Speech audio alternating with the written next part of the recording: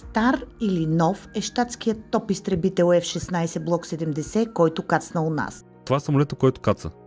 Без български флаг, с звезда. Това е самолета, с който се снима малко по-късно български премиер. Наскоро България получи първи изтребител F-16 Block 70. Той е пристигнал от САЩ, където е произведен, но заедно с него у нас долетя и вълна от дезинформация.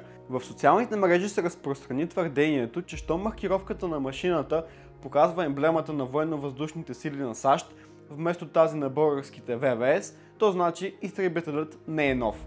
Това не е вярно. Според международното право, всеки самолет, пътнически или военен, задължително трябва да носи отличителна маркировка. Тя трябва да е на държавата, в чийто авиационен регистър е вписан самолетът. В случая изтребителят F-16 Block 70 с борден номер 301 е произведен за България от американското дружество Lockheed Martin.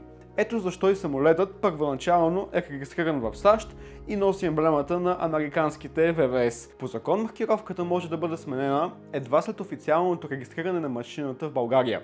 Това е така, защото един самолет не може да има регистрация в повече от една държава едновременно. Екипът на FactCheck.bg сравни публични снимки на самолета в процес на производство и в момента на пристигането му в България. На тях се вижда, че бордният номер на машината съвпада. 301. Подобно на България, Словакия наскоро получи своите изтребители F-16 Block 70. Те също пристигат с американска маркировка, която е сменена едва след регистрирането им в Словакия.